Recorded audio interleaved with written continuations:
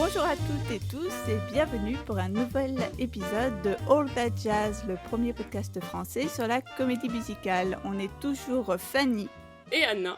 Et aujourd'hui, on vous présente une œuvre parfaitement estivale, dont l'adaptation cinématographique sort aujourd'hui, le 23 juin. Il s'agit de In the Heights.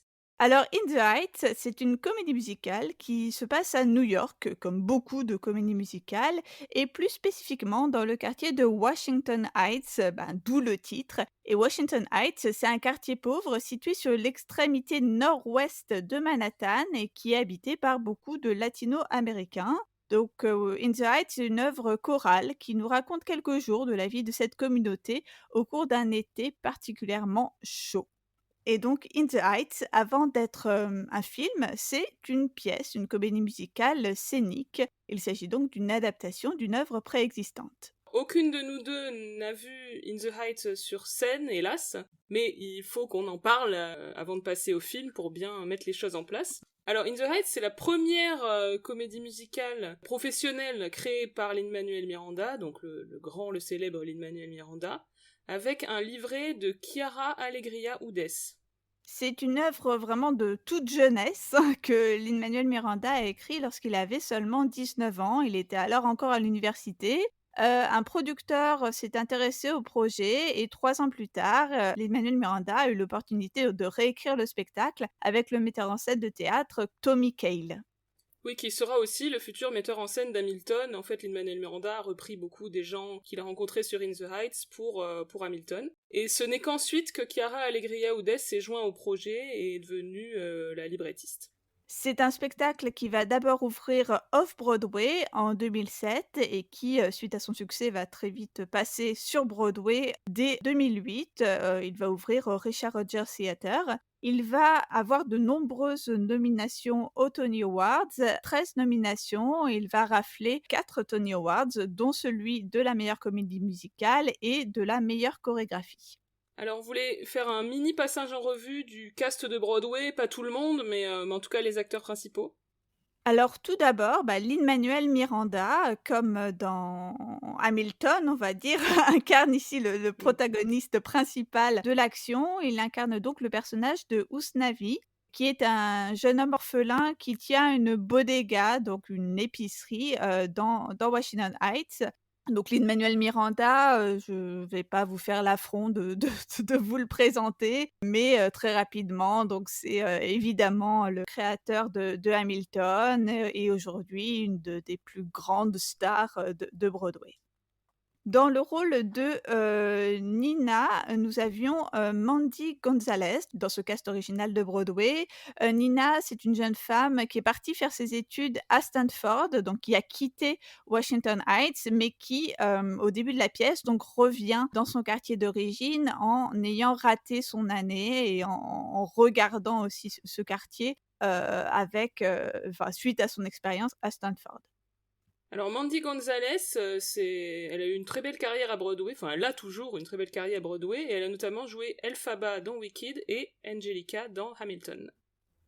On peut ensuite citer, Christopher Jackson qui joue le rôle de Benny. Donc Benny, c'est un jeune homme noir, qui est, d'ailleurs le seul des personnages principaux à ne pas être latino-américain et qui travaille dans la compagnie de taxi des parents de Nina et qui est le love interest de Nina.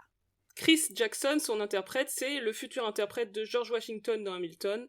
Donc, si vous vous souvenez de ça, vous savez qu'il a une voix absolument sublime.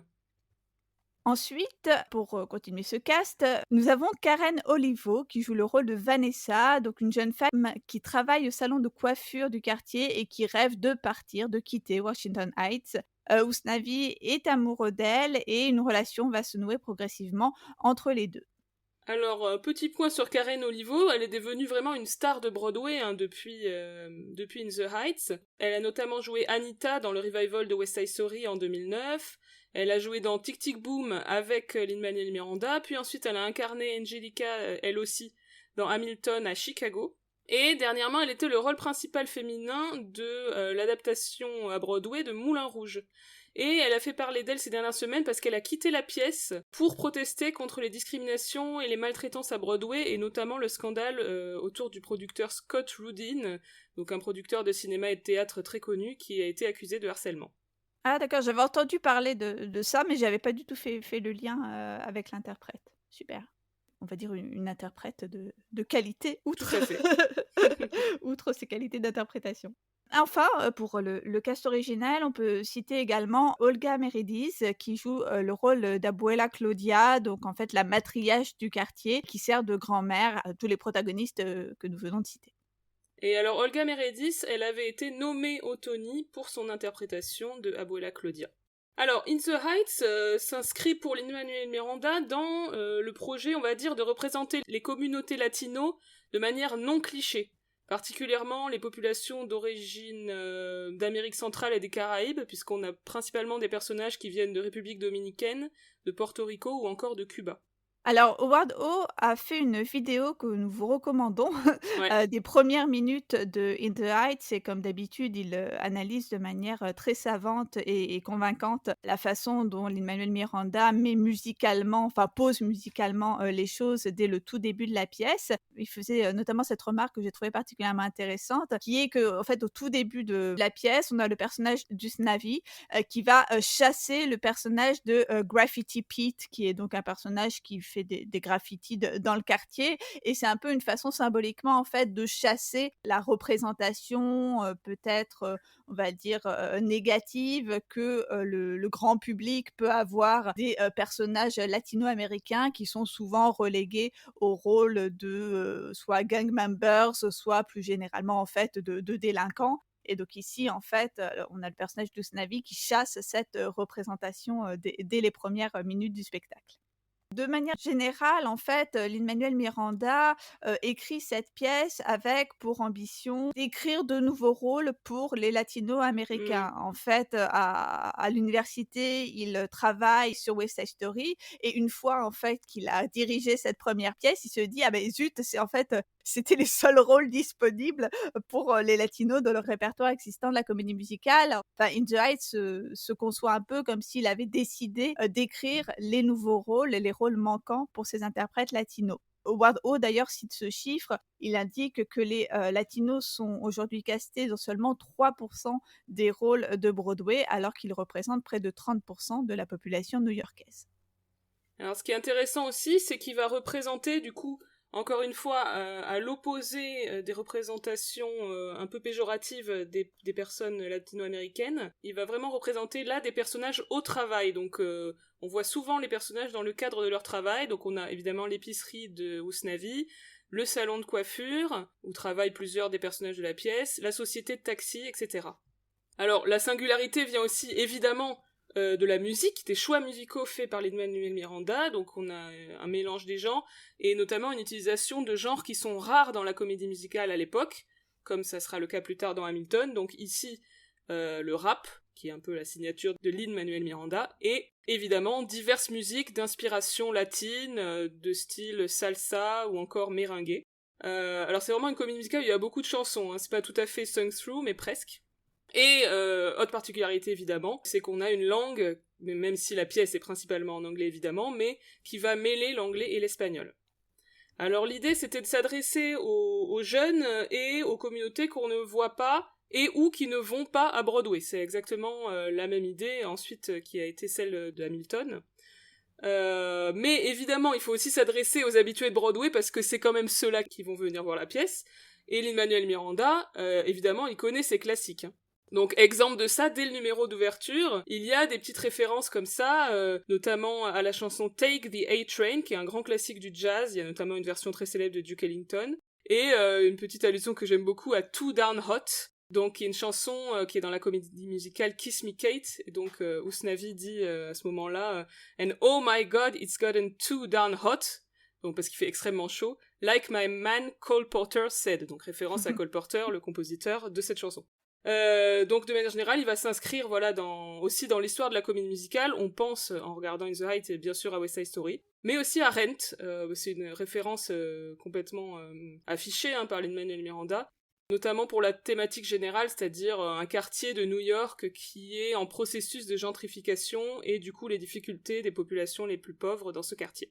Par rapport à la référence à West Side Story, il y a une remarque de Howard Hawks, encore lui, qui justement m'a particulièrement intéressée. Il analyse, l'utilisation que Lin-Manuel Miranda fait, du clavé, donc un instrument latino-américain. J'avoue avoir oublié précisément le pays qui est, popularisé cet instrument. Donc Howard Hawks explique que, lorsque Miranda, utilise le clavet, les fans de comédie musicale, ils voient, directement une référence à Bernstein et à West Side Story et plus précisément au début de, America. Ouais. Mais en réalité, ce que fait, Lin-Manuel Miranda ici, c'est d'utiliser le, clavet comme il est censé être utilisé et non pas, comme Bernstein qui va ensuite, le doubler en fait avec un autre rythme et un autre instrument. Enfin, j'ai trouvé ça vraiment, vraiment intéressant. C'est beaucoup mieux expliqué par Howard Hawks, donc allez voir la vidéo, mais ça nous fait aussi un petit peu, reconsidérer notre vision de ces filiations, on va dire, entre œuvres de la comédie musicale. Alors, Stacey Wolf, donc qui est une autrice dont on vous a déjà parlé un certain nombre de fois dans All That Jazz, toujours dans son livre qui s'appelle Change for Good, elle écrit que In the Heights, c'est, je cite, West Side Story meets Fiddler on the Roof by way of Rent. Donc West Side Story et Rent, on a expliqué pourquoi, et Fiddler, effectivement, j'avais pas spécialement pensé, donc un violon sur le toit, mais elle dit que c'est pour la description d'une communauté qui est en train de changer, et avec un narrateur qui explique ces changements, donc c'est Tevier évidemment dans Fiddler on the Roof, et c'est Usnavi dans In the Heights. Stacey Wolf, elle va montrer en quoi In the Heights correspond aussi au canon de la comédie musicale classique, avec notamment ces deux romances hétérosexuelles, d'un côté le couple romantique Benny et Nina, et de l'autre le couple rigolo, on va dire, Usnavi et Vanessa. C'est un peu quelque chose qui existait déjà par exemple dans les pièces de Rodgers and Hammerstein comme Oklahoma ou Carousel par exemple. Mais évidemment c'est une version un peu plus moderne de cela, avec notamment des personnages féminins plus affirmés, voire la manière dont Vanessa notamment va rembarrer les mecs lourds dans sa chanson introductive, ou encore le côté intello et studieux de Nina. Alors on a aussi toute une dimension méta, puisque notre protagoniste Usnavi va s'adresser à plusieurs reprises au public, et notamment encore une fois dans ce brillant numéro d'ouverture, il s'adresse au public et il dit Now you're probably thinking I'm up Schitt's Creek, I've never been north of 96th Street. Donc en gros, vous vous dites oh là là, je suis dans la merde, je suis jamais allé au nord de la 96e rue, donc en gros je suis jamais allé dans les quartiers pauvres entre guillemets, et notamment Washington Heights. Et donc c'est là qu'il leur dit well, you must take the A-Train, référence au classique du jazz. Et ensuite, un peu plus tard, il leur dit I hope you're writing this down, I'm gonna test you later. J'espère que vous prenez des notes parce que je vous ferai un test juste après. Donc c'est assez amusant de la manière dont il va s'adresser aux spectateurs de Broadway qui ne connaît que les quartiers chics et leur expliquer un peu comment ça se passe à Washington Heights, quoi. Now, you probably thinking, I'm up Schitt's Creek, I never been north of 96th Street. Well, you must take the A-Train. Even farther than Harlem to northern Manhattan and maintain. Get off at 181st and take the escalator. I hope you're writing this down, I'm gonna test you later. Une adresse au public qui a d'ailleurs été légèrement modifiée dans la version filmique, où on garde une partie de l'adresse directe avec une adresse caméra de l'acteur qui s'adresse directement au public de la salle, mais aussi à d'autres moments, et notamment le moment où on parle de la situation de Washington Heights, des moments qui sont transformés en fait à ce moment-là en dialogue entre Usnavi et personnages à l'écran. Ouais. You probably thinking, I'm up Schitt's Creek. I've never been north of 96th Street. Well, you must take the A-Train. Even farther than Harlem to northern Manhattan and maintain. Get off at 181st and take the escalator. I hope you're writing this down, I'm gonna test you later. Bref, tout ça pour dire, à propos de la pièce In the Heights, que Lin-Manuel Miranda a déjà un style très affirmé, puisque tout ce qu'on vient de vous dire là, le mélange des genres, l'adresse à des publics qui ne sont pas habitués à Broadway, et le côté méta, tout ça, ça va se retrouver évidemment dans Hamilton. Oui, je trouve que c'est très étonnant d'écouter In the Heights après avoir découvert Lin-Manuel Miranda par Hamilton, parce qu'il y a un côté où on se dit, presque tout était déjà en fait dans cette première œuvre. Totalement, ouais. Alors maintenant, parlons du film qui sort le 23 juin. Alors ce film, il était en projet depuis de nombreuses années en réalité. Oui, apparemment dès, 2008, donc ça veut dire dès le succès de la pièce originelle, on a eu un projet d'adaptation par Universal Pictures avec, à la direction, Kenny Ortega qui était, vous vous en souvenez, le réalisateur de High School, Mmh. Musical. Je pense que ce développement, en fait, cette envie de faire, rapidement finalement un film du succès, d'In the Heights, ça fait partie de la vague d'adaptation en fait des comédies musicales à succès, de ces dernières années, hein, on l'a déjà dit. Aujourd'hui, pour faire des films musicaux, on puise quasi exclusivement dans le répertoire des gros succès de Broadway. On pense à Mamma Mia, aux Misérables, à Cats, donc bien évidemment pour le meilleur et pour le pire, beaucoup pour le pire dans ce qu'on vient de citer.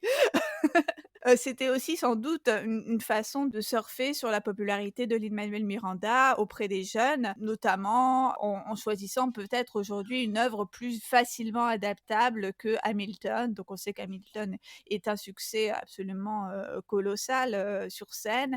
Est-ce qu'on aura un jour un film de Hamilton? Je n'en sais rien. Difficile.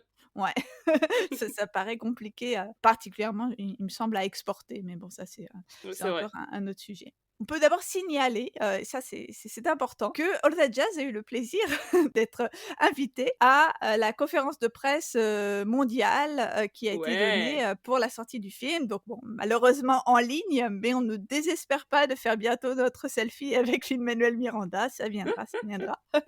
Et donc à l'occasion de cette conférence de presse, Lin-Manuel Miranda a rappelé qu'il avait commencé à écrire la pièce alors qu'il avait, l'âge de Nina et qu'aujourd'hui, en retravaillant sur le film, il a plutôt, l'âge de son père et qu'il a vraiment indiqué que c'était pour lui un plaisir, toujours renouvelé de travailler sur cette œuvre de jeunesse et notamment, de pouvoir, finalement s'identifier à différents personnages et à rajouter en quelque sorte des couches émotionnelles au film puisque chaque, moment, du film, relatif à chaque personnage lui rappelait à lui, différents moments de sa vie personnelle. Donc, il a vraiment apparemment apprécié l'exercice que de se replonger des années plus tard dans une œuvre de jeunesse. Et on va écouter Lin-Manuel Miranda nous le dire avec ses propres mots. I started writing this when I was Nina's age, and now I'm closer to Kevin's age, and I get to experience everything in between. I was thrilled every day. It was a joy every day because there's the layers of we know where we were in our lives when we wrote these songs. I know I was falling in love with my wife when I was writing Nina and Benny's love song, When You're Home. Then to add the layer of, and here we are in the park that was across from Vanessa's first apartment without roommates on 173rd Street. There's her grandmother's building. So every day kind of had layers to the experience, and it was fun revisiting the show from a different angle.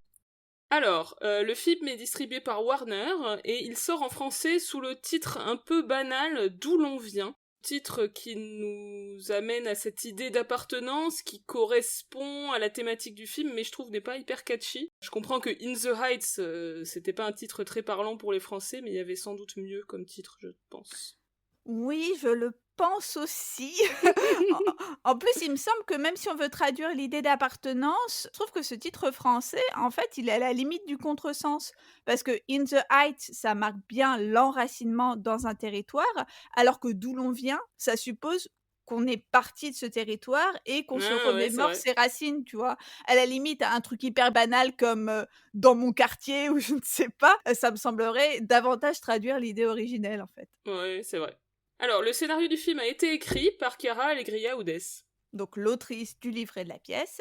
Et le réalisateur, alors il s'agit de John M. Chu, qui est connu notamment pour ses films de danse, donc il a réalisé Sexy Dance 2 et 3, ou Step Up en version originale, et aussi pour la comédie romantique à succès Crazy Rich Asians. Et à noter que c'est lui le futur réalisateur du film Wicked, si le film se fait un jour.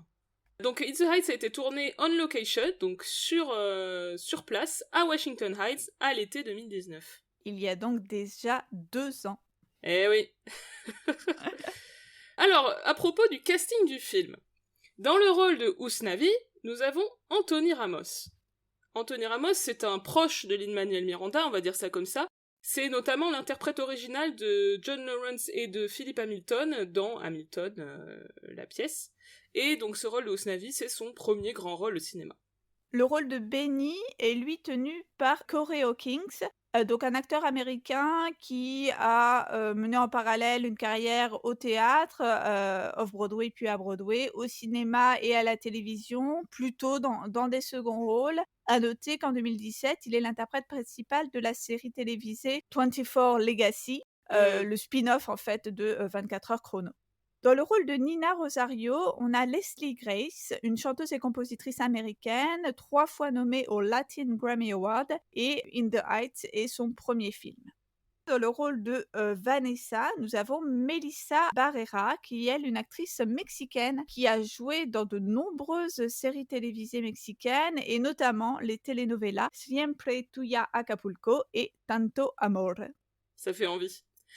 Et j'ai vu qu'elle allait être le rôle principal dans le film musical Carmen, réalisé par le chorégraphe français Benjamin Millepied. Et alors j'ai lu le scénario dans le cadre de mon boulot et ça m'avait bien fait envie, donc j'avais pas fait le rapprochement parce que je pense qu'elle était déjà au casting quand je l'avais lu, mais je la connaissais pas. Et du coup ça me donne encore plus envie de voir ce film. Ah ouais, assez intriguant, j'avoue. Qui vient d'être tourné, je crois. D'accord. En début d'année. Alors, dans le rôle de Abuela Claudia, eh bien on retrouve Olga Meredith, qui reprend son rôle, vu qu'en fait elle était assez jeune pour le jouer en 2007, en fait elle était vieillie sur scène, et aujourd'hui elle n'a que 65 ans, donc clairement elle avait encore l'âge de le jouer, même je pense que le personnage est censé être encore un peu plus âgé que ça. Oui, clairement, je pense. Oui. Ou alors elle est très très fatiguée. Par rapport à l'âge des actrices, j'ai été surprise de voir que Leslie Grace et Melissa Barrera, bon, elles sont évidemment jeunes, mais elles sont pas hyper jeunes. Enfin, elles ont plus de 25, mais Melissa Barrera, elle a même 30 ans. Oui, je pensais qu'elles étaient plus jeunes. Mais ouais, moi aussi, je pensais qu'elles étaient beaucoup plus jeunes et je sais pas, je trouve que c'est plutôt une bonne chose que de pas caster des enfants dans des rôles de jeunes premières. Certes, mais c'est vrai que Nina, du coup, parce que Nina, elle est vraiment censée avoir 18-19 ans, quoi, dans la pièce, vu qu'elle vient juste d'entrer à la fac. Ah ouais. Dans le rôle de Daniela, donc qui est la patronne du salon de coiffure, on a Daphne Rubin Vega, une superbe actrice qui est connue notamment pour avoir créé le rôle de Mimi Marquez dans Rent, et on l'a vue aussi notamment dans Fantine dans Les Misérables, on en avait parlé dans notre épisode dédié.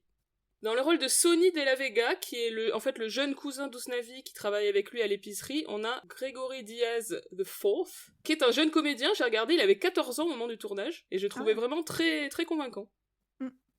Dans le rôle de Kevin Rosario, qui est le père de Nina, on a Jimmy Smith. Alors Jimmy Smith, c'est vraiment un acteur assez connu, même si vous connaissez pas spécialement son nom, je pense que son visage a des chances de vous dire quelque chose. Mais il est pas du tout connu pour des comédies musicales, en fait. On l'a vu notamment dans les dernières saisons de The West Wing, dans le rôle de celui qui est, alors spoiler alert, je sais pas si je dois le dire, mais qui est élu président à la fin de la dernière saison de The West Wing. Et il apparaît aussi, entre 1000 autres rôles, dans le film de la saga Star Wars, Rogue One.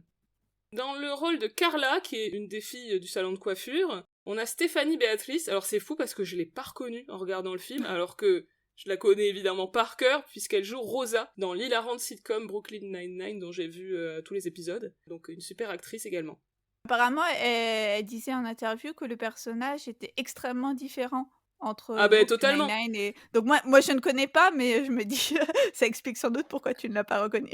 Ouais, Rosa dans Brooklyn Nine-Nine, elle est très badass, elle a un côté hyper sarcastique, etc. Alors que là, Carla, elle est hyper naïve, elle fait toujours des remarques improbables, donc c'est sûr que ça n'a rien à voir.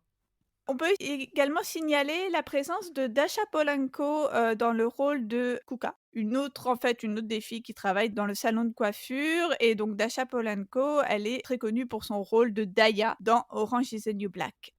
Ah oui, du coup j'avais pas la référence. D'ailleurs, Kuka, c'est un personnage qui est pas dans la pièce, donc qui a été rajouté pour le film. Et là, maintenant, on entre, on va dire, dans la catégorie un peu des caméos, puisque nous avons Lin-Manuel Miranda, il ne pouvait pas ne pas être là. Dans le rôle de Piraguero, The Piragua Guy, donc c'est un vendeur de rue en fait qui vend des piraguas, c'est une sorte de glace pilée avec du sirop de fruits, j'ai vu ça, c'est une spécialité portoricaine. Oui, c'est vraiment un tout petit rôle qui est pas beaucoup intégré au reste de l'intrigue, en fait une sorte de quasi-caméo. Moi, la première fois qu'il est apparu à l'écran, je pensais que c'était le seul moment, c'est plutôt un clin d'œil rigolo. qu'explique Chiara Alegria Hudes, c'est que c'est une stratégie, en fait, pour qu'on ne coupe pas le personnage du Piragua Guy qui, effectivement, ne fait pas beaucoup avancer l'intrigue. Bah, voilà, la stratégie, c'était de mettre Lin-Manuel Miranda himself dans ce rôle. Là encore, Miranda explique, qu'il a beaucoup aimé, re-regarder la pièce du point de vue de Piragua Guy et qu'il a notamment joué ce rôle en hommage à son grand-père, qui, était le seul des membres de sa famille qui n'était pas là pour assister au succès de In the Heights. Hmm. Et alors justement, à propos de Lin-Manuel Miranda, restez bien après le générique parce qu'il y a un petit shot supplémentaire si vraiment Piragua Guy vous avez adoré, voilà, dans la toute fin du générique. Et on a également, autre clin d'œil, l'apparition de Christopher Jackson, donc si vous avez suivi l'interprète original de Benny à Broadway, dans le rôle en gros du mec qui vend des glaces dans son camion et qui est un peu le concurrent de Piragua Guy. Alors là encore, comme pour la pièce, on a pour le film évidemment un gros enjeu de, représentation, des personnages latino-américains. Là encore quelques statistiques, les personnages latino-américains prononcent 4,5 % des dialogues alors qu'ils, composent 40 % des spectateurs de cinéma. Donc effectivement, on a une sous-représentation, massive des latinos à l'écran. Le film a eu sa, première, le 9 juin 2021 à l'occasion du festival de Tribeca et la projection s'est tenue, sur la 176e rue, donc en plein dans Washington Heights, en plein dans le quartier qu'il représente et apparemment on avait vraiment la foule en délire de se voir ainsi représenté à l'écran. Pour Jon Chu, c'était vraiment important cet enjeu de représentation et c'était important d'avoir permis en fait à tous ces acteurs latino-américains, non seulement d'avoir des rôles de premier plan, mais en plus de faire la couverture des magazines dans un film, voilà qui bénéficie d'une grosse promotion, d'une sortie mondiale. Et il était important pour le réalisateur de convaincre Warner qu'il était intéressant financièrement finalement de miser sur ces acteurs-là et de dépenser de l'argent pour la promotion du film. On peut se demander si le succès d'un film comme Crazy Rich Asian a pu convaincre une major de miser comme ça sur un film, sur une communauté, au-delà en fait de l'audience communautaire. Je pense que Crazy Rich Asian ça a montré, en tout cas au marché américain, qu'on pouvait avoir de très grosses recettes de box-office en faisant un film qui parlait d'une communauté en particulier. On dépasse cette idée que les films sur une communauté ne s'adressent qu'à cette communauté. Alors bien sûr, il faudrait bien comprendre la date en fait de la mise en développement du projet, qui était sans doute antérieure, était antérieure à Crazy Rich Asian, mais bon, je pense que ça a pu convaincre Warner, en tout cas, de miser un peu plus sur le succès de In the Heights. Moi, je suis complètement d'accord. Je pense que ça a, oui, convaincu, comme tu dis, Warner de miser, en tout cas, en termes de promo, quoi. C'est-à-dire de vraiment mettre le paquet pour que le film soit vu. Alors justement, parlons de la diffusion du film. Donc, à l'origine, il était prévu pour une sortie en juin 2020, mais la sortie a été repoussée pour les raisons que vous savez, c'est-à-dire la crise du Covid, et voilà, il fallait forcément que le film sorte en été, donc ça voulait dire repoussé d'1 an. Alors, le film est sorti le 11 juin aux États-Unis, en day and date, c'est-à-dire qu'il est sorti à la fois en salle de cinéma et sur une plateforme de streaming, en l'occurrence HBO Max. Alors c'est une décision, cette sortie sur HBO Max, qui était assez tardive apparemment. Je crois même avoir lu que Jon Chu a appris que ça allait se passer comme ça un quart d'heure avant que ça soit annoncé officiellement. Enfin voilà, et c'était un petit peu complexe. Bah pour lui, c'était très important que ce soit vu au cinéma, j'ai l'impression. Enfin, il s'est pas mal exprimé sur ça. Mais je pense qu'il a raison, parce que c'est quand même un truc qui envoie bien, quoi, donc c'est pour la salle. Alors, le film a été extrêmement bien reçu par la critique américaine. Il y a eu beaucoup d'éloges sur la mise en scène, sur les danses, sur les interprètes, et notamment Anthony Ramos, et évidemment sur la représentation positive des latino-américains. Alors, quels sont les premiers résultats de sortie salle, ta spécialité, Anna? Alors, le démarrage au box-office US n'est pas mauvais, mais il est cependant en dessous des attentes. Au terme de son premier week-end en salle, le film a récolté 11,4 millions de dollars, et il se place donc derrière le film d'horreur Sans un bruit 2. Mais je pense que c'est un film qui peut marcher sur le long terme avec le bouche à oreille. Alors pour l'instant, on n'en sait pas plus puisqu'on enregistre un poil en avance, donc je ne sais pas où en est le film au 23 juin. Mais on peut espérer qu'il poursuive quand même ce qui reste malgré tout un succès. La grande inconnue sera, malgré tout, comment le film sera reçu en France, hein. On vous dira bien évidemment C'est notre vrai. opinion par la suite, mais voilà, les spectateurs français qui sont pas forcément habitués à voir de la comédie musicale. Sincèrement, moi j'avoue qu'aujourd'hui, j'aurais du mal à prédire comment ça va marcher parce que bon, il y a des hyper gros succès comme, Les Misérables qui se sont totalement plantés en France. Donc, Ouais, ouais, totalement, ouais. je ne veux pas me mouiller, donc je dis que je ne sais pas, mais bon. Et alors, il y avait quelque chose auquel je n'ai pas pensé immédiatement, mais auquel j'ai pensé, quelques secondes avant qu'on commence l'enregistrement, c'est que, bah, In the Heights, ils veulent se retrouver face au West Side Story de Spielberg, pour les Oscars. On va voir un peu un embouteillage de comédies musicales. Oui, bah, du coup, les 2 films ont été repoussés, donc dans tous les cas, ils se seraient affrontés. Bon, au moins, on peut dire qu'au moins, il y aura de la comédie musicale, puis il y aura des latinos aux Oscars. Mmh. Mais ouais, c'est possible que du coup, In the Heights se fasse un peu éclipser. Enfin, après, on n'en sait rien. Si ça se trouve, le Spielberg est décevant, mais je crois pas, après les premiers retours. Donc, bon, on verra. J'espère que les 2 pourront avoir leur place en ce qui concerne la réalisation et aussi les interprètes. Mmh. Alors, on va d'abord commencer par, vous donner un petit peu notre impression générale, sur ce film, qu'on a pu voir, on peut le repréciser, qu'on a pu voir, en avant-première, grâce à Warner Brothers. Merci, merci Warner de nous avoir Ouais. invités à notre, 1re projection presse officielle, hein. En Bravo, tant que Elsa l'audace! Jazz, ouais, carrément. Dans un premier temps, je pense qu'il faut dire qu'il y a une vraie énergie qui se dégage de ce film, qui emporte vraiment du début à la fin, quoi. C'est impressionnant parce que ça s'arrête jamais, quoi. Les numéros s'enchaînent hyper rapidement, presque sans pause, ce qui peut avoir aussi un côté épuisant, d'autant que le film est un peu long, je crois qu'il fait 2h22. Alors, je suis tout à fait d'accord, hein. On est vraiment emporté dans le film, un début, hyper efficace, exaltant, j'irais même jusqu'à dire qu'il y a un petit côté, Undertone dans ce tourbillon qui ne s'arrête jamais. D'ailleurs, Mm. Undertone, lui aussi, filmé, on location, à New York. Donc vraiment, on a un côté à 100 à l'heure, vraiment réjouissant, mais qui personnellement, m'ont un peu épuisée, à force. Je dirais qu'au bout d'une heure et quart, j'ai senti un petit coup de fatigue. Alors c'était peut-être le masque FFP2 sur ma figure, hein, je ne sais pas. Mais voilà, moi j'ai eu du mal à tenir, la distance de, 2h20 à ce rythme-là et je trouve que c'est vraiment dommage parce qu'encore une fois, le début, mais j'ai, adoré, j'étais vraiment emportée, mais à la fin, je me suis un peu essoufflée. Je me suis demandé si ça rejoignait pas aussi une tendance, là encore de la comédie musicale récente à vouloir, toujours faire dans la surenchère du spectaculaire, notamment par les effets spéciaux, ça je reviendrai sur ce point tout à l'heure, mais surenchère qui parfois était un petit peu dommageable, je trouve. Alors moi, une autre remarque que je me suis faite, c'est que le film tendait plutôt vers le côté bon sentiment que peut avoir Lin-Manuel Miranda, plus que vers son côté très witty, très marrant. Mmh. Et du coup, certains passages qui me font rire quand j'écoute le Broadway cast, là, ne m'ont pas fait ce même effet, je sais pas exactement pourquoi. J'ai été un petit peu parfois submergée par les bons sentiments, voilà, c'est peut-être mon humeur générale. Voilà, avec tous les personnages qui sont sympas, qui sont cool. Le seul moment un peu amer, c'est la scène avec le père de Sonny, qui est d'ailleurs joué par le chanteur Marc Anthony, qui est visiblement alcoolique et qui est incapable de s'occuper de son fils, mais à part ça, c'est vrai qu'on n'est pas dans une forme de subtilité, hein. Mais bon, après, en même temps, c'est pas ça qui est recherché par le film, hein, donc...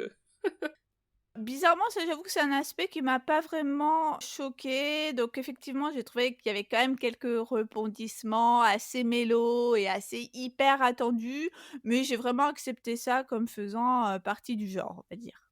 Oh bah, je pense que t'as raison. Bon, ceci dit, je dis ça, mais les personnages sont vraiment attachants, je trouve vraiment dans le film, notamment Usnavi et Vanessa. Bon, il y a aussi le personnage de Nina qui est émouvant, c'est peut-être un poil moins fort que dans la pièce, en tout cas c'est vraiment fort ce qu'elle incarne, c'est-à-dire c'est celle qui a réussi, qui est allée dans une fac prestigieuse, mais arrivée là-bas, elle n'y arrive pas. Et du coup, elle se trouve en position de retourner dans son quartier et de décevoir tout le monde, sa famille, mais aussi tous les gens du quartier qui l'admirent. Ça, c'est illustré dans la magnifique chanson Breathe, qui est donc le premier solo de la pièce et du film, qui est une sorte de I Want Song, mais amer et mélancolique, je trouve ça très beau. J'ai personnellement été un petit peu étonnée qu'on revienne pas à la fin sur le couple Benny-Nina, comme si, au fil du développement de l'intrigue, on perdait un peu leur histoire en cours de route pour se concentrer sur l'autre couple. J'ai trouvé ça un petit peu dommage qu'on reboucle pas avec eux à la toute fin. Ça, on va le développer un petit peu après dans la question sur l'adaptation, mais je pense qu'effectivement, le couple Benny-Nina est un peu moins fort que le couple Usnavi-Vanessa. Alors la thématique, on a une thématique centrale, on va dire, c'est celle de la home, c'est-à-dire où est-ce que c'est chez moi. Et de manière générale, la thématique de la communauté est très bien explorée, peut-être parfois un peu trop appuyée, mais en tout cas, le quartier est vraiment incarné avec toutes ces difficultés, hein, la pauvreté, la gentrification, etc. Chiara Alegria Hudes s'est, notamment exprimée sur, l'importance pour elle d'avoir, construit un récit intergénérationnel, à la fois parce qu'on a ici, en fait, une nouvelle génération de performers qui s'emparent de In the Heights, notamment parce que Lin-Manuel Miranda a dépassé l'âge de Usnavi, au fil de la production et qu'il a donc passé le relais à un autre acteur, mais aussi parce que de nombreuses générations sont présentes à l'écran, ce qui reflète, en fait, le barrassage générationnel du quartier de Washington Heights. Elle précise même qu'il y a une génération de plus, en fait, par rapport à la scène, puisque ici on a les enfants de Usnavi et finalement c'est plus Sonny qui est, le plus jeune des personnages. Lors de la conférence de presse, elle a expliqué ça en ces termes. I love being asked about generations in this movie because at its core, I was really interested in writing a generational story. When Lin aged out of the role of Usnavi in our long development process for turning this into a film, I, as the screenwriter, was able to threaten him and say, well, I'm going to cut Piragua unless you sing it, unless you do the role. So that kind of worked in my favor. But the thing that I also love is, you mentioned Carnaval, Lynn, like that really shows an ensemble that is multi-generational. I don't know if there's 5 generations in our dance ensemble. That is so true to the culture. It is so true to the neighborhood. You know, it's not just that you walk down the streets of Washington Heights or walk into Abuela's, you know, parranda, and it's just like gorgeous 30-somethings and 20-somethings, which we have aplenty in this movie. But those aren't the only ones dancing. The elders are schooling the youngins. And so that really speaks the truth. And for the movie, I added even another generation. Sonny is no longer the youngest generation. On film, we were able to use younger actors in a way that's challenging on stage. And so actually, Sonny is like close to the role of mentoring these younger kids at this point. Du coup, maintenant, passons justement à la question de l'adaptation. Qu'est-ce qui s'est passé entre la pièce et le film ? Alors en fait, on a pas mal de changements entre la version scénique et le film. Et là encore, les auteurs se sont exprimés sur ce qui faisait pour eux une bonne adaptation. Pour Lin-Manuel Miranda, les bonnes adaptations ne sont pas forcément celles qui suivent à la lettre le déroulé de la pièce originelle. Il cite notamment Cabaret, dans lequel Bob Fosse a pris pas mal de liberté avec la version scénique. Et il indique que dans In the Heights, il a été choisi par Chiara Alegria Hudes de changer en fait la structure du récit et de passer d'une pièce en 2 actes à un récit filmique en 3 actes. What makes a good movie musical? The ones I like aren't necessarily one-to-one adaptations of the original. One of my favorite movie musicals is Cabaret. Bob Fosse took enormous liberties in adapting the stage piece to the screen, but what emerges on screen is an almost more concentrated version of the themes in it. And I think in this endeavor, a lot of the credit for our adaptation really goes to Chiara, who took a head start in writing this incredible screenplay, and I think adapted a 2-act show into a 3-act structure pretty brilliantly, and was incredibly courageous in the moves she made. La scénariste, donc Chiara Alegria Hudes, explique que au cinéma, il est particulièrement satisfaisant de pouvoir juxtaposer à la fois les grands moments spectaculaires et des moments en fait plus intimistes entre les personnages. Elle cite notamment la scène de conversation entre Nina et Abuela Claudia. Et ils ont vraiment tâché dans le film de pousser en fait les 2 extrémités au maximum, donc à la fois des numéros hyper spectaculaires et des scènes où on pouvait vraiment travailler l'intimité des personnages jusqu'à leur faire murmurer des conversations, ce qui n'est évidemment pas possible au théâtre. When I think of my favorite movie musicals, I think of the opportunity to juxtapose like tremendous vision in the musical numbers with very intimate moments of like being able to honestly like whisper a conversation like happens between Abuela Claudia and Nina. in one of the very first scenes. So the opportunity to get really big and also get really up close and personal. I remember developing the screenplay, John and I going back and forth a lot on how big can we get, how human can we get, always pushing those extremes to create, that dynamism. Alors, maintenant, on va rentrer dans les détails de l'adaptation. Alors, attention, spoiler alerte général pour celles et ceux qui n'ont pas vu le film et qui ne veulent pas savoir ce qui s'y déroule exactement. Vous pouvez vous arrêter là et aller voir le film et revenir. Alors, il y a d'abord un élément important, c'est l'ajout d'un récit en flashback, en fait, puisque Usnavi, dans le récit, raconte à un groupe d'enfants, parmi lesquels il y a sa fille, l'histoire du quartier de Washington Heights, et du coup, toute l'histoire, c'est comme si elle était au passé, et on a quelques allers-retours entre Usnavi adulte et devenu père, et le récit principal de In the Heights. Alors, spoiler alert, là encore, il y a une espèce de twist, c'est-à-dire qu'on nous fait croire que lorsque Usnavi raconte tout ça, il est en République dominicaine, dans son bar au bord de la mer, dont il rêve pendant l'histoire, mais à la fin, on découvre que finalement, il est resté à New York, il est resté à Washington Heights. Bah, moi, j'y ai cru, hein, j'avoue. Même si je pensais bien qu'il allait pas se barrer au milieu du film, c'était pas très logique avec, avec le reste, mais j'y croyais totalement au début. Alors, entre la scène et l'écran, on a plusieurs chansons qui ont été supprimées, et pourtant le film dure quand même 2h20 au final.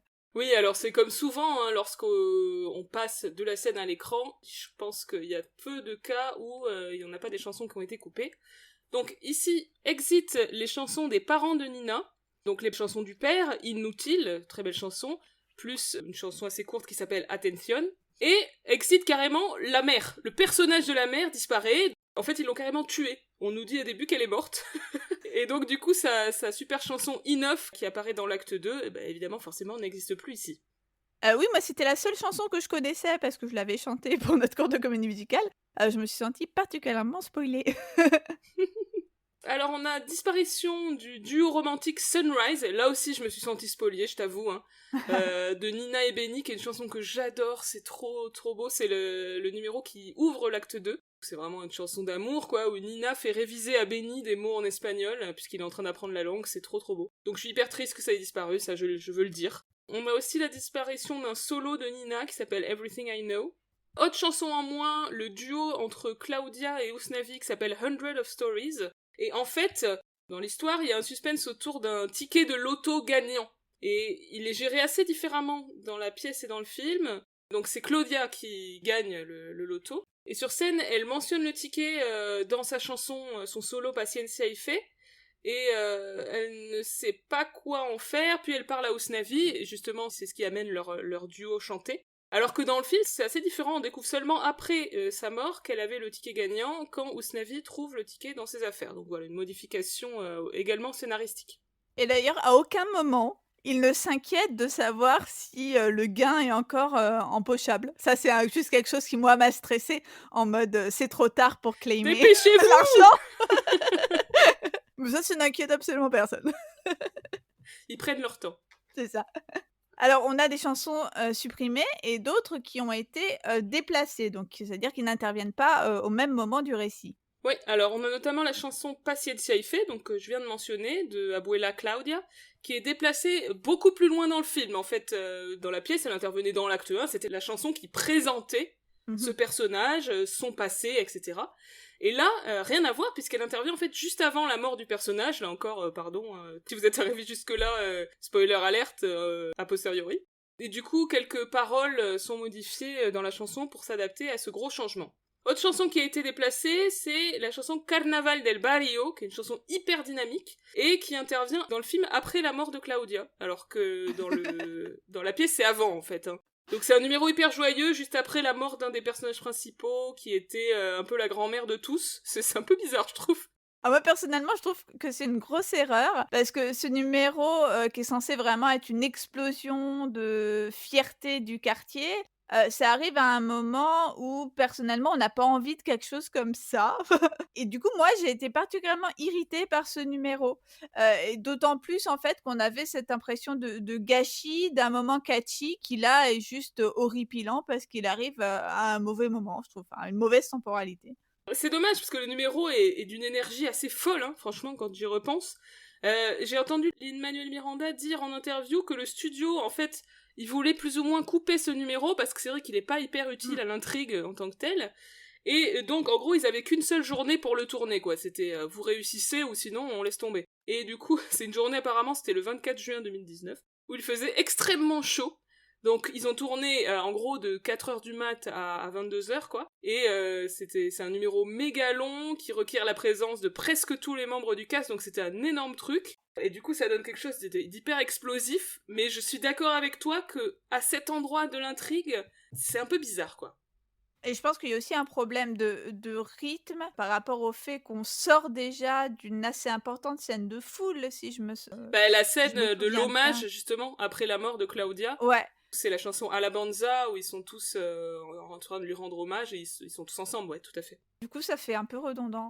Et vraiment d'autant plus déçu que plus je me renseigne sur la version scénique, plus je comprends que c'est vraiment un des numéros centraux et très importants dans la pièce. Et là, je trouve qu'il apparaît un peu comme un cheveu sur la soupe. Alors, quelques mots peut-être de la chorégraphie. Donc en fait, il ne s'agit pas des chorégraphies originales du spectacle, hein. Le chorégraphe, récompensé d'ailleurs de la pièce était Andy Blankenbuehler, mais lui, il ne participe pas au film et Lin-Manuel Miranda a vraiment laissé le champ très libre et la capacité au chorégraphe du film de tout recommencer à zéro. Alors le chorégraphe du film, c'est, Christopher Scott, un chorégraphe nommé aux Emmy et qui est connu pour son travail sur l'émission de le télécrochet, si je puis dire, Ouais. So You Think You Can Dance, et qui a aussi travaillé avec Miley Cyrus et Gloria Estefan, rien que ça. Donc comme son CV pourrait le laisser présumer, c'est plutôt un adepte des grosses productions, des gros numéros d'ensemble et c'est un parti pris assez évident, on va dire, du film, hein. On pourrait parler d'un parti pris de gigantisme. On a vraiment la volonté de profiter du médium cinématographique pour faire un peu toutes les choses qu'on ne peut pas faire sur scène. On pense notamment à l'énorme numéro, de la piscine, 96,000 qui rassemble des centaines de danseurs. Le chorégraphe lui-même d'ailleurs a indiqué avoir eu un peu peur, de ce numéro, parce que voilà, il a dit: «J'avais jamais vu une piscine aussi grande» et là, il y a vraiment un enjeu de spectaculaire. Ça peut pas avoir l'air à moitié vide, un plateau et des piscines comme ça, quoi. Pour continuer sur la question de l'adaptation, au niveau des personnages, de manière générale, l'intrigue de Nina et Benny est beaucoup moins développée que dans la pièce, hein, comme en témoigne leur chanson En moins qu'on a cité tout à l'heure. Et il y a notamment disparition de l'intrigue autour du père de Nina, qui ne veut pas qu'elle sorte avec Benny. Et ici, en fait, le père, interprété par Jimmy Smith, c'est beaucoup plus sympa qu'il ne l'était dans la pièce. À l'inverse, on a une mise en valeur du personnage de Vanessa, et notamment l'ajout d'une passion, une aspiration pour ce personnage, puisqu'elle conçoit des vêtements, et en fait elle rêve de devenir styliste, quoi, en gros. Je trouve que c'est plutôt une bonne idée parce que ça va rendre assez concrètes ses envies d'ailleurs, ses envies de s'émanciper, de quitter éventuellement le quartier, etc. Autre élément, c'est Sonny, le jeune cousin. Dans cette version, il est un immigré sans papier, c'était pas du tout le cas dans la pièce. Et donc ça ajoute une intrigue avec Nina qui veut l'aider à obtenir ses papiers et Usnavi qui va lui donner de l'argent, donc le fameux argent gagné à la loterie pour qu'il se paye un avocat en gros. Donc ça c'est un élément politique assez fort hein, qui a été ajouté au film, sans doute je pense en lien avec le contexte politique puisque la création du film s'est faite sous l'ère Donald Trump, donc forcément les questions d'immigration étaient centrales. Et c'est d'ailleurs cette situation qui convainc aussi, Nina, donc la spoiler aussi, de finalement terminer ses études à Tout à fait. Stanford et de se servir de ce capital culturel en quelque somme acquis pour finalement, rendre, à la communauté qui l'a vu grandir en se mettant justement au service des, immigrés sans papiers. Du Mm. coup, est-ce que tu sais, Anna, comment c'était justifié dans la pièce, si on n'avait pas cet élément-là? À la fin de la pièce, elle repart à Stanford, elle est convaincue que finalement elle peut y arriver, mais je veux pas dire de bêtises, je sais plus exactement comment c'est justifié exactement dans la pièce. Mais clairement, c'est différent. Autre changement, les personnages de Daniela et Carla, donc la patronne du salon de coiffure et une de ses employées, sont ici un couple. Alors personnellement, je n'avais pas du tout capté. J'ai compris ça, suite à la lecture d'un article du magazine en ligne Autostraddle qui se félicitait de la présence à l'écran de 2, latinas queer. Alors j'étais en mode: «What? Mais de quoi on parle?» Et en fait, ce n'est qu'en revoyant à plusieurs reprises, le numéro d'ouverture que j'ai vu qu'en effet, on les voyait se réveiller dans le même lit. Mais en fait, c'est vraiment un plan hyper furtif et à ce moment-là, en plus, on connaît pas les personnages. Moi, personnellement, j'avais cru que c'était une mère et sa fille. En bref, je trouve que c'est quand même hyper léger et se féliciter de ça en mode, il y a plein de représentations, on a trouvé ça à la limite du foutage de gueule. Un petit peu comme Disney qui se félicite d'avoir des crypto-allusions à l'homosexualité de Le Fou dans La Belle et la Bête. Ouais, complètement. J'ai revu un extrait du numéro, justement, Carnaval del Barrio. Il y a aussi quelques gestes affectueux, mais clairement, je l'ai pas du tout interprété comme des gestes amoureux, hein, à ce moment-là non plus, quoi. Je n'avais pas capté non plus. Donc dans le fameux interview dont tu parles, donc Stéphanie Béatrice, qui interprète Carla, dit en gros il y a des gens qui ne le voient pas, ça leur passe totalement au-dessus de la tête, alors que celles et ceux qui se cherchent à l'écran, donc sous-entendu les personnes LGBT, ne l'ont pas manqué. Alors pardon Stéphanie, mais je suis pas persuadée, hein. Personnellement aussi, hein, je me dis que si j'ai pas vu, c'est que c'est quand même relativement invisible, hein, mais bon. La meuf qui voit des queers partout ne l'a pas vu. J'avais compris pour Elsa, hein, et là, c'est... C'est ça. CF notre épisode sur le queer reading dans Frozen. Alors, dans le même genre, j'ai vu passer plusieurs tweets qui se réjouissaient que parmi les danseurs et danseuses de l'ensemble, surtout sur le numéro 96,000, il y avait des gens de toute corpulence, c'est-à-dire qu'il y avait des personnes grosses, quoi. Alors, je trouve ça super, évidemment, hein, mais honnêtement, j'ai pas fait gaffe. Et ouais, j'ai envie de dire, c'est un peu une remarque générale, et je vais pas engueuler le film In the Heights sur la question des représentations, bien évidemment, mais parfois aussi pour œuvrer pour une meilleure présence des personnes grosses à l'écran, on peut aussi les engager pour faire les rôles secondaires et principaux, hein, mais voilà. Quelle drôle d'idée. Et à propos d'ailleurs de la diversité des corps des ensembles dansés, le chorégraphe du film a indiqué la difficulté de recruter des danseurs pros qui n'ont pas l'air de danseurs pros, à la fois en termes de corpulence, d'âge, d'origine. Bon, ça peut-être que ça renvoie aussi plus généralement au type de casting qu'on a à Broadway. Parce que je divague peut-être un peu, hein, mais je me dis que le réflexe naturel pour caster tous ces danseurs, ça a peut-être été dans le vivier habituel des gens de Broadway. Peut-être d'ailleurs en puisant dans les gens qui avaient participé aux ensembles originels de In the Heights, hein, ça on sait pas forcément. Je crois que c'est le cas. Bah, c'est ce que je me dis, ce serait le plus logique. Mais peut-être qu'aussi que dans ce profil-là, on n'a pas des masses de représentations variées. Donc ça renvoie sans doute, je pense, plus généralement à ce problème-là. Oui, il y a un certain formatage des corps qui sont présentés dans la comédie musicale de manière générale, c'est sûr. J'avais vu passer il y a pas très longtemps un thread sur Twitter justement sur les Broadway bodies. C'était assez intéressant. Ah, super intéressant. Pour finir sur des petits détails, dans le numéro 96,000, il y avait à l'origine une allusion à Donald Trump, puisque c'est, je crois, le personnage de Benny qui dit, en gros, je fais du golf avec Donald Trump et c'est mon caddie, quoi. Et donc les caddies, c'est les gens qui, qui portent les affaires des gens qui font du golf. Et donc, ils ont enlevé Donald Trump. Je pense que c'était la bonne idée. Parce qu'à l'époque, en fait, où ce texte a été écrit, Donald Trump, c'était juste un guignol qui était connu pour présenter des émissions de télé-réalité et faire du golf, quoi. Et être avant tout un milliardaire, en fait. Oui, c'est ça, c'était l'idée qu'il était super riche. Mais entre-temps, il a été président des États-Unis et un Petit président... détail. Voilà. Et un président peu glorieux, donc ils l'ont remplacé, et du coup, à la place de Donald Trump, ils mettent Tiger Woods, donc Tiger Woods, qui est un très très grand et très célèbre joueur de golf. Et alors, petit clin d'œil très amusant, vous n'aurez pas manqué de le repérer si vous avez déjà vu le film, la musique d'attente téléphonique lorsque le père de Nina téléphone à Stanford, c'est une version instrumentale du refrain de You'll Be Back de Hamilton, donc ça fait... C'est quand même extrêmement drôle. J'avoue, ça m'a fait rire et j'ai pas été la seule dans la salle à rire.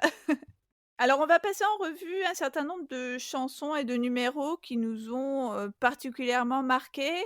Peut-être d'abord quelques mots un peu généraux sur le film et sur la mise en scène qui, moi particulièrement, m'a assez bluffée. Je trouve qu'elle est très soignée. On voit que c'est un réalisateur qui a l'habitude de filmer la danse ou en tout cas du moins qui a l'habitude de réfléchir à la façon dont on filme la danse et plus généralement à la façon dont on filme les grands numéros d'ensemble. Ça, je trouve que c'est vraiment appréciable parce que, dans les comédies musicales récentes, moi, personnellement, j'étais assez souvent frustrée par un morcelage, extrême, Ouais. des séquences dansées, un montage frénétique. Bon, même si ces tendances ne sont pas totalement absentes, du film, je trouve que c'est malgré tout beaucoup plus posé ou en tout cas beaucoup moins fragmenté, qu'on peut davantage admirer la danse que dans d'autres films et ça, c'est vraiment appréciable.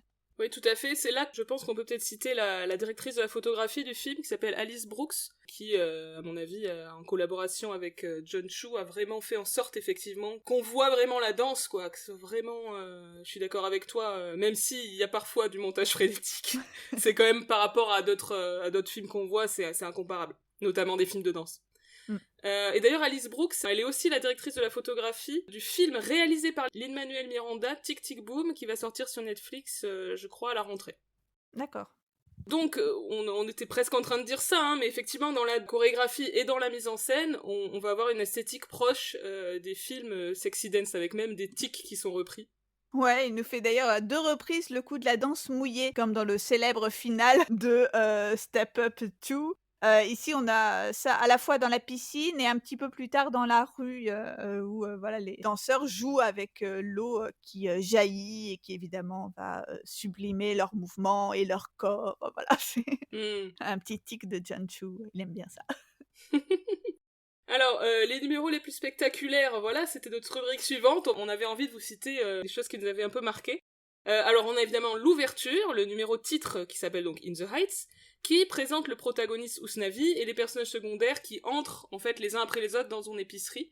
Mais ça présente aussi tout le quartier, puisqu'on voit des gens random, entre guillemets, hein, ceux qui vont se lever, qui vont aller au travail. Et alors j'ai vu qu'apparemment parmi eux, il y avait des vrais gens qui habitent à Washington Heights et qui font leur vraie activité professionnelle. Ouais, c'est super. Enfin, je trouve que Mm. c'est assez beau du coup comme comme idée de rendre aussi, le quartier à ses habitants. Mm. On a dans cette ouverture, un procédé, qu'on aime bien, celui des bruits diégétiques de la ville et des mouvements du quotidien en fait, qui vont se mêler à la bande sonore et qui vont être soulignés par le montage. Je pense notamment au moment où il ouvre le portillon devant son appartement. C'est assez chouette. Oui, il y a aussi un mec qui passe, comment ça s'appelle, là, avec son tuyau d'arrosage là dans la rue et qui fait le rythme. Ouais. C'est hyper bien. J'adore ce genre de procédé. C'est vraiment un truc, c'est hyper classique hein, dans les comédies musicales, mais à chaque fois ça marche trop bien quoi. C'est vraiment pour rentrer dans l'histoire quoi. C'est vraiment vieux comme le genre, hein. On peut penser à l'ouverture de Love Me Tonight, un film de Mm. Ruben Mamoulian de 1932 avec Maurice Chevalier et Jeanette MacDonald, donc dans un tout autre registre, mais qui utilisait en fait ce même procédé, des bruits de cette fois de Paris en fait qui s'éveillent et qui font rentrer dans la comédie musicale. Ah, c'est super ce moment. C'est de loin ce qu'il y a de mieux dans ce film. On vous mettra l'extrait sur notre site, parce que c'est vraiment très chouette ce passage de Love Me Tonight. Alors, dès le début, clairement, on est sur un film d'extérieur qui va proposer une circulation dans l'espace du quartier. De manière générale, j'aime vraiment la manière dont le réalisateur et le chorégraphe font vivre ce quartier comme si tout le monde vivait au rythme des sentiments des personnages, donc que ça soit la mélancolie, l'exaltation, la colère, l'amour. Je trouve que ça donne vraiment une identité au film, une singularité, et il y a plusieurs moments vraiment inventifs. Dans ce numéro d'ouverture, on a notamment toute une partie de la chorégraphie où en fait, on ne voit les danseurs que dans le reflet de la vitre du magasin dans lequel est, Usnavi. Alors c'est bien sûr l'idée qu'on voit la ville et les danseurs et le quartier à travers ses yeux, mais j'ai trouvé ce procédé vraiment de la danse, vue en reflet plutôt cool. Ah, carrément, ouais, j'ai beaucoup aimé aussi. Alors pour vous donner envie, si vous n'avez pas encore envie de voir le film, les 8 premières minutes du film ont été mises en ligne par Warner sur YouTube, donc le numéro d'ouverture. Donc je vous encourage à aller le voir et on voit ce passage très, très étonnant et chouette. Et je pense que c'est très intelligent de la part de Warner d'avoir mis ces 8 premières minutes en ligne parce que je ne serais pas loin de dire que c'est les 8 meilleures minutes du Ouais, film. complètement, non. C'est vraiment, ils ont soigné ce numéro d'ouverture, il est incroyable. Mais il y a d'autres numéros chouettes. Alors moi j'ai noté No Mediga. J'adore cette chanson déjà sur la bande son de Broadway, je l'écoutais en Ouais, c'est hyper catchy quoi. Donc c'est un moment dans le salon de coiffure où les employés du salon en gros veulent savoir les potins du quartier, donc elles sont là Tell me something I don't know. Et il y a vraiment une énergie incroyable dans ce numéro et qui est super bien retranscrite dans le film. Alors, je suis d'accord, j'ai aussi beaucoup aimé ce numéro, au niveau de la choré, des costumes, c'était hyper enthousiasmant et on a même quelques plans rigolos sur les perruques du salon de coiffure qui Ouais! semblent participer, à la conversation et ponctuer les commentaires des clients et des coiffeuses. Bon, même si à ce moment-là, il y a un mini aspect marionnette qui m'a fait un peu cringe, j'ai quand même aimé. Non mais ça c'était des obsessions personnelles, je pense que personne ne sera choqué par cette scène. Alors, il y a ensuite le numéro qu'on a déjà mentionné plusieurs fois, 96,000, donc c'est un numéro d'ensemble très impressionnant. En fait, en termes de narration, ça se situe au moment où Usnavi et Sony viennent d'apprendre qu'ils ont vendu un ticket de loto gagnant d'une somme de donc 96 000 $, donc 96,000. Du coup, tout le quartier s'émerveille et se demande déjà qui a gagné le ticket et si c'était eux, qu'est-ce qu'ils feraient avec cette somme. Donc c'est vraiment hyper explosif, quoi. Et donc à la fin du numéro, ils sont carrément dans une piscine et on va avoir un hommage clair et direct aux chorégraphies et à la mise en scène de Busby Berkeley. Avec, oui, ces plans zénithaux sur les nageurs et les nageuses qui vont composer des, formes géométriques. Alors la magie du cinéma fait que, donc il est censé faire, hyper chaud évidemment à ce moment-là, mais apparemment il faisait, méga froid lorsqu'ils ont tourné le numéro et les danseurs étaient vraiment sur le point de craquer. J'ai envie de dire comme au bon vieux temps, on poussait les interprètes jusqu'au bout, jusqu'au bout. Bon, non, en vrai, le chorégraphe a dit qu'apparemment, justement, il a fait bien attention à respecter les limites des danseurs. Bon, très bien. Alors, autre numéro sympa, c'est The Club. Donc, comme son nom l'indique, c'est une séquence qui se déroule en boîte de nuit. C'est un numéro assez long parce que c'est interrompu en fait par des passages de dialogue qui vont faire avancer l'intrigue amoureuse. Il y a un moment assez chouette où les garçons et les filles se font face sur la piste de danse. Ça fait vraiment penser à West Side Story, à la fois à America et aussi à la scène de soirée, donc la fameuse le mambo de West Side Story. J'adore vraiment ce morceau avec le chœur des garçons qui invite Vanessa à danser, c'est hyper catchy, j'adore. Moi, j'ai trouvé le numéro Pazienza y fait particulièrement beau. C'est le numéro pendant lequel Abuela Claudia rêve qu'elle est dans le métro et en fait, elle va d'un coup se retrouver entourée de danseurs qui sont habillés en tenue blanche typiquement cubaine. Et en fait, on a une transition très belle entre ce moment où elle est dans le métro, on va dire, ordinaire, et au plan suivant, ils sont tous habillés de blanc. Enfin, j'ai vraiment trouvé que c'était très bien fait. Et d'ailleurs, ça m'a aussi fait penser au numéro dans le métro de Sexy Dance 2, où pareillement, en fait, on a la danse qui va brusquement envahir l'espace trivial et étroit du métro. Ouais, moi aussi, j'ai trouvé ça très très beau. C'est un morceau qui se déroule en fait dans la tête du personnage. Elle est en train de mourir. Et ça se présente comme une sorte de moment souvenir où elle passe en revue son existence avant donc de mourir. Et elle s'adresse à sa mère qui a émigré aux États-Unis depuis Cuba. C'est un beau numéro, très stylisé, puisqu'on va avoir les couloirs du métro qui vont symboliser le parcours de vie de Claudia, qui raconte son passé, donc son enfance à Cuba, le déménagement de sa famille à New York, les difficultés financières et sociales, ensuite elle lorsqu'elle a commencé à travailler, etc. Et c'est vraiment très émouvant. Par contre, mise au point. Je dis non à la façon dont on symbolise la mort de Abuela Claudia. La lumière au bout du tunnel de métro, non, non, non, non, non. John Chu, je t'informe, ça fait partie des choses interdites au cinéma. Je suis désolée, mais il ne faut pas faire ça. Vraiment, littéralement, quand elle s'est approchée du tunnel, j'étais en mode « Mais non, non, non, ne va pas par là. Une grand-mère, ça ne va pas dans un tunnel au cinéma. On sait que ça se passe forcément mal pour elle. » Oui, c'est vrai que c'est assez cliché comme représentation de la mort, genre la lumière au bout du tunnel. C'est dommage. Autre numéro assez singulier, c'est When the Sun Goes Down, qui est un duo dansé sur la façade d'un immeuble, figurez-vous. Oui, un petit peu à la façon dont Fred Astaire dansait au plafond. Ici, on a Nina et Benny qui dansent sur la façade de l'immeuble où habite Nina. Bon, il y a bien sûr un côté complètement kitsch, c'est l'idée que leur amour est tellement fort qu'ils font des choses qui sont impossibles dans les lois, on va dire, traditionnelles de la gravité. Mais techniquement, j'ai trouvé que c'était plutôt bien fait, que ça rendait assez bien, que c'était assez agréable à regarder, même si ça m'a un petit peu donné le vertige, j'avoue. Alors ça, c'était pour les numéros qui nous ont particulièrement plu. Moi, je voulais signaler quelques numéros que j'aurais bien supprimés parce que, bon, clairement, vous aurez compris que moi, je suis un enfant qui ne peut pas voir des films de plus de 1h20. Donc c'est trop long. 2h20, c'est trop long, donc pas de souci. Moi, je vous dis où il faut couper et j'aurais bien coupé le numéro où on a les garçons qui font des formes avec leurs mains. Je sais pas si tu vois ce que je veux dire? Un numéro, en Oui, mais ça, c'est Naughty 6000, je te ah, c'est signale. le Hein. début de 96 Oui. 6000? Bah, ça, j'ai pas du tout accroché. Vraiment, autant le moment sur la piscine, j'étais à fond, mais là, j'ai pas compris. J'ai pas compris cet usage des effets spéciaux pour, en fait, bah, symboliser les trucs qu'ils aimeraient acheter, c'est ça? Ou je me rappelle plus bien, j'avoue. Ouais.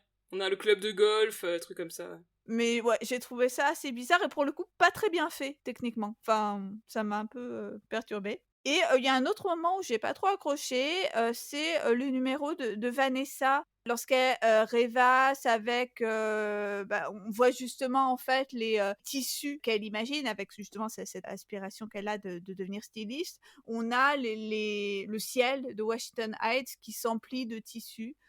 J'ai trouvé ça, un petit peu bizarre aussi. Enfin, j'ai pas compris le point de ce numéro à ce moment-là. Alors, je suis d'accord que c'est un peu kitsch, mais j'irai pas jusqu'à couper, surtout celui de Vanessa, c'est une magnifique chanson, donc c'est sa I Want Song, qui s'appelle It Won't Be Long Now, où justement elle exprime son désir de quitter son quotidien monotone pour quelque chose de mieux. Non, mais j'avoue qu'autant la chanson, je la trouvais belle, mais la mise en image, ça m'a un peu perturbée. Enfin, de manière générale, j'ai trouvé qu'il y avait trop souvent des effets spéciaux, un peu indésirables qui surgissaient et qui distrayaient plutôt qu'autre chose. Comme si on se sentait vraiment obligé dans cette surenchère de spectaculaire à mettre de l'effet spécial partout, alors que la chanson en soi, était déjà porteuse d'évasion, tu vois? Enfin, je sais pas, il y a quelque chose qui m'a un peu perturbée. Mais C'est bon. vrai. Alors, moi, les numéros qui m'ont le moins marqué, je dirais que c'est When You're Home, qui est donc le numéro où Nina et Benny se baladent dans le quartier, dans Washington Heights. J'avais l'impression que c'était un peu redondant avec ce qu'on avait déjà vu, enfin, j'ai envie de dire thématiquement. Oui et d'ailleurs, là aussi, on a un usage, abusif de l'effet spécial. C'est pas là où elle dessine les stations de métro, enfin les lignes de métro sur le grillage? Ah oui, oh, c'est mignon. Oui, ça va, mais bon, je sais pas. Après, on dit tout ça, mais c'est vrai qu'on a vu le film chacune qu'une seule fois. D'habitude, quand on fait des gros plans sur des films, on les dissèque, etc. Là, on n'a pas le film à disposition pour revoir ou reconsidérer ou revérifier certaines choses. Ouais, j'avoue que ça m'a vraiment manqué parce qu'en plus, j'avais même pas, noté des trucs, au sortir de la projection et enfin, honnêtement, j'ai vraiment envie de le revoir. Ah Mais ouais, moi peut-être aussi. justement, plus, chez moi avec la capacité de faire des pauses, de bien digérer et je pense que c'est un film, je le dis et je préviens peut-être les les futurs étudiants qui m'écoutent, je pense que c'est un film, sur lequel il y a vraiment de la matière. Enfin, tu vois, pour réfléchir à plein de choses sur, notamment les problématiques d'adaptation, les problématiques proprement cinématographiques liées à la comédie musicale. Je suis convaincue qu'il y a beaucoup de choses à faire sur ce film et ce qui est vraiment loin d'être le cas de la majorité des films qu'on a vus récemment, hein. Là, on a un usage intelligent, je trouve, du cinéma pour ce genre qu'est la comédie musicale. Je suis complètement d'accord. Donc je trouve ça super de terminer sur ça parce que effectivement on avait plein de petits reproches à faire en termes d'adaptation, en termes de certains moments Parce qu'on est comme ça, on est chiante. certains moments qui nous paraissent un peu kitsch, un peu too much, etc. Mais quand même c'est vraiment un très beau film. C'est vraiment parfait en plus pour la saison là. C'est plein d'énergie, les interprètes sont super. Enfin voilà, vraiment allez voir ce film, hein, on vous le conseille vraiment. Oui, ça serait vraiment dommage, de s'en priver. Encore une fois aussi parce qu'on n'a pas tant que ça de comédie musicale au cinéma. Donc pour encourager les producteurs, mais aussi les distributeurs français Ouais, à sortir les films, sur le grand écran, complètement. il faut y aller en salle. Si c'est moi qui vous dis ça, vous pouvez avoir confiance. Il vous suffit de porter votre masque FFP2 et vous ne craignez rien. Vous pouvez tranquillement aller retrouver, les salles obscures et profiter de ce grand spectacle qu'est In the Heights. Magnifique conclusion. On remercie Warner hein, qui nous a permis de voir le film en avance en projection presse et qui nous a permis d'accéder également à la conférence de presse en ligne du film. Dès que vous avez vu le film, écrivez-nous, dites-nous ce que vous en avez pensé, est-ce que vous êtes d'accord avec nous sur toutes nos remarques positives comme négatives. N'hésitez pas à partager vos opinions sur le film. N'hésitez pas aussi à liker All That Jazz et à lui mettre toutes les Tout à étoiles fait. possibles sur toutes les plateformes existantes au monde. Et nous vous disons à très très bientôt pour un nouvel épisode de All That Jazz. À bientôt. Salut tout le monde!